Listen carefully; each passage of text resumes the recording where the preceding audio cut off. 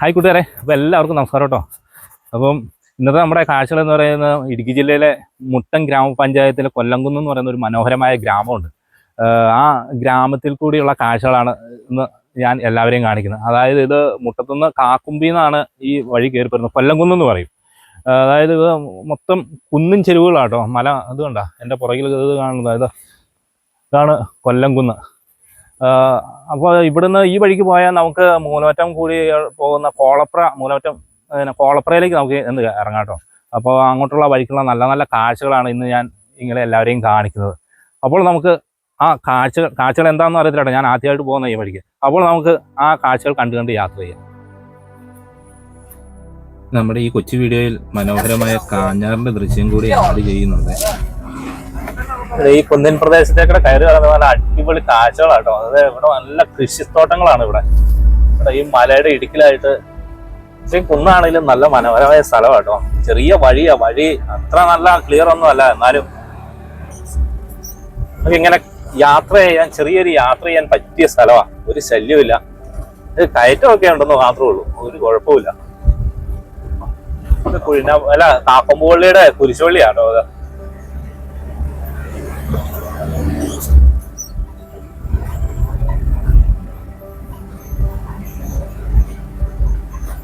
Saint Antony's കാക്കമ്പ് ശിലാങ്കുന്ന്.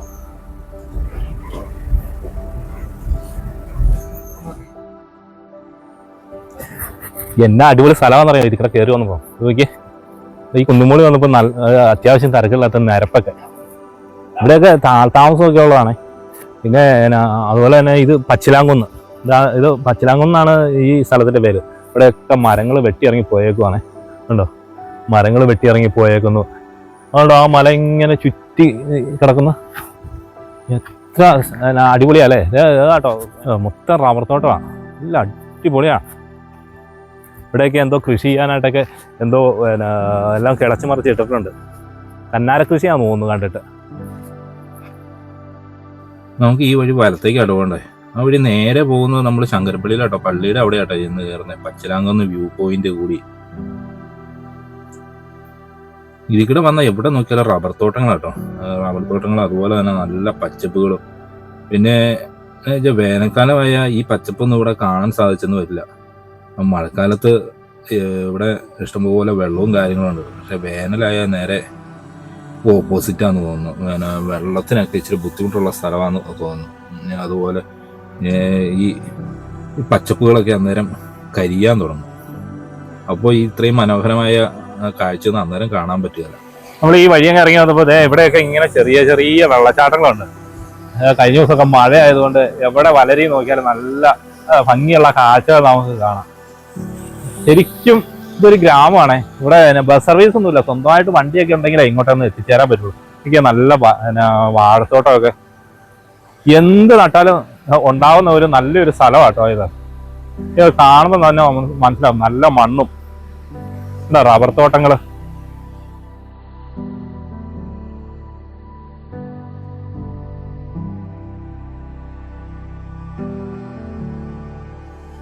അങ്ങനെ ഞങ്ങളെ പോകുന്ന വഴിക്ക് ഒരു ചെറിയൊരു അമ്പലം കണ്ടിട്ടോ. ഇതിന്റെ അകത്ത് വീഡിയോ പിടുത്തമൊന്നും അനുവദിക്കുകയില്ല.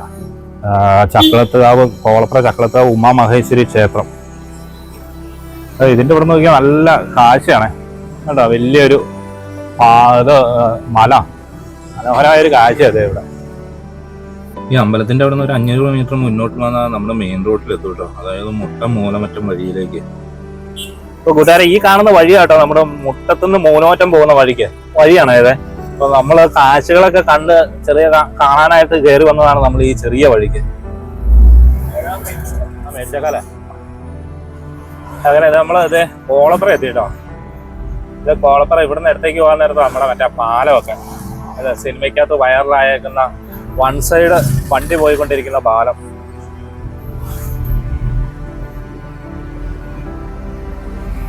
മുട്ടത്തുനിന്ന് മൂലമറ്റം പോകാൻ നേരത്ത് അതിന്റെ ഏകദേശം പകുതിക്കായിട്ടുള്ള ഒരു മനോഹരമായ ഒരു ടൗണാണ് കാഞ്ഞാർ എന്ന് പറയുന്നത്.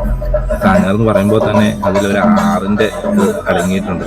അതായത് മൂലമറ്റം വൈദ്യുതനിലയത്തിൽ നിന്നും ഉൽപ്പാദിപ്പിച്ചിട്ട് വിടുന്ന വെള്ളം ഈ കാഞ്ഞാർ വഴിയാണ് നമ്മുടെ മലങ്കര ഡാമിൽ എത്തിച്ചേരുന്നത്. ഈ പാലത്തിന്റെ കീഴേക്കൂടെയാണ് ആ വെള്ളം പാസ് ചെയ്ത് പോകുന്നത് കേട്ടോ.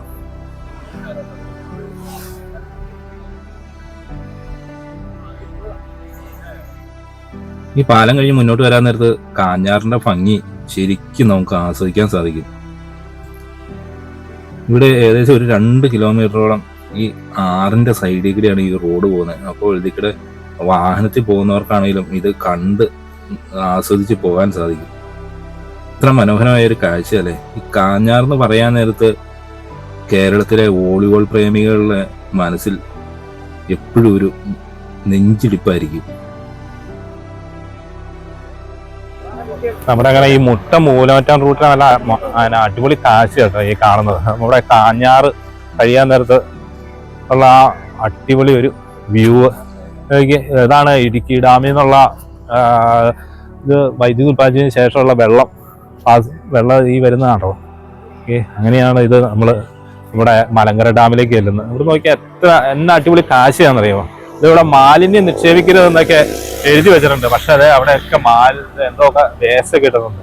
പിന്നെ അതുപോലെ തന്നെ ഇങ്ങോട്ട് പോരാൻ നേരത്ത് വഴിയരികിൽ ആൾക്കാർക്കൊക്കെ ഇരുന്ന് ഫോട്ടോഷൂട്ടോ വിശ്രമിക്കാനൊക്കെ ആയിട്ട് നല്ല ഒരു അടിപൊളിയായിട്ട് ഉണ്ടാക്കിയിട്ടേക്കുന്നതായിരുന്നു ഇത്. പക്ഷേ ഇത് മെയിൻ്റനൻസും കാര്യങ്ങളൊന്നുമില്ല. ഇത് മൊത്തം കരികിലയും അഴുക്കുക വേണ്ട.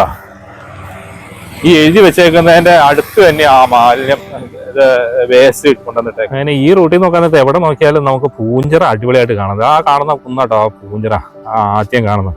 അതുപോലെ ആ മലനിരകൾ ഇങ്ങനെ നീണ്ടു കിടക്കുന്നത്, അതിനിടയ്ക്ക് ഒരു വെള്ളച്ചാട്ടം. നല്ല ഭംഗിയാണ്. അതുപോലെ ഇങ്ങനെ വന്ന ആ മലകൾ നീണ്ടു കിടക്കുന്നത്.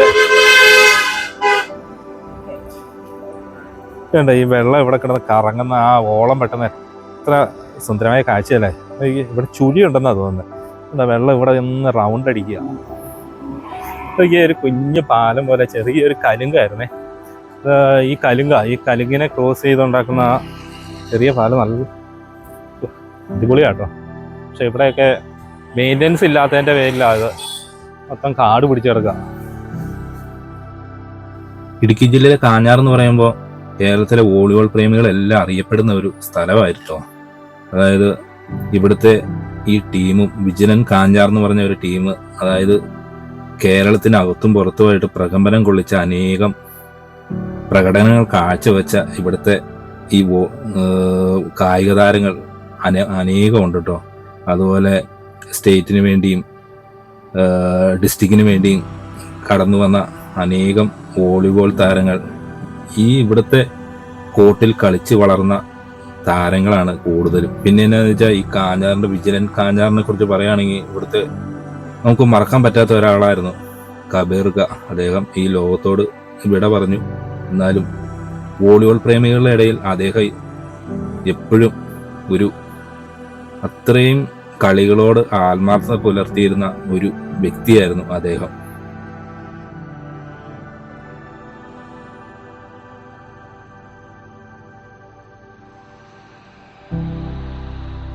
കൂട്ടുകാരെ, നമ്മള് കുറച്ചു മുമ്പ് അവിടുന്ന് മുന്നോട്ട് പോരാൻ നേരത്തെ ഇവിടെ ഒരു വാട്ടർ ഷെഡ് തീം പാർക്ക് എന്നൊക്കെ പറഞ്ഞ് ഇവിടെ നിർമ്മിച്ചിട്ടുണ്ട് ഇടുക്കി ബ്ലോക്ക് പഞ്ചായത്ത്. ഇത് മെയിൻ്റനൻസും കാര്യങ്ങളൊന്നും ഇല്ല കേട്ടോ. അതൊക്കെയാണ് നമുക്ക് ഇവിടെ ടൂറിസത്തിനൊക്കെ പറ്റുന്ന ഏറ്റവും വലിയൊരു പ്രശ്നം. കണ്ടോ, ചെറുതായിട്ട് ഒന്ന് തുറന്നു കിടക്കുന്നത്, മൊത്തം കാട് കയറി കിടക്കുക. മൊത്തം കാട് കയറി കിടക്കുക, മെയിൻ്റനൻസ് ഒന്നുമില്ല. അത് കറക്റ്റ് ഇതേ ഈ ആറിന്റെ സൈഡിൽ കൂടെ ഇവിടെയൊക്കെ ഇതൊക്കെ ശരിയാക്കില്ല. ഇവിടെയൊക്കെ നിന്ന് എന്നെ അടിപൊളി കാഴ്ചയായിരിക്കും അറിയാമോ. ആൾക്കാർക്കൊക്കെ വന്ന് റെസ്റ്റ് ചെയ്ത് ഈ ടൂറിസ്റ്റുകളൊക്കെ വന്ന് ചെറിയതായിട്ട് കാപ്പ് കുടിച്ചിട്ടൊക്കെ പോകാൻ നല്ലൊരു സ്ഥലമാണ് ഈ പരിസരവും. പിന്നെ ഇവിടെ ഈ സൈഡിലൊക്കെ ഹോട്ടലൊക്കെ ഉള്ളതുകൊണ്ട് നമുക്ക് കാഴ്ചകളൊക്കെ കണ്ടു പോകാം. അപ്പോൾ കൂട്ടുകാരെ, എൻ്റെ ഈ ചെറിയൊരു വീഡിയോ നിങ്ങൾക്ക് എല്ലാവർക്കും ഇഷ്ടമായി എന്ന് വിശ്വസിക്കുന്നു കേട്ടോ. ആദ്യമായിട്ട് എൻ്റെ ചാനൽ കാണുന്നെങ്കിൽ ഒന്ന് സബ്സ്ക്രൈബ് ചെയ്യാനും ഷെയർ ചെയ്യാനും മറക്കരുതേ. അതുപോലെ അടുത്ത നല്ലൊരു വീഡിയോ കാണുന്നവരെ ബൈ ബൈ.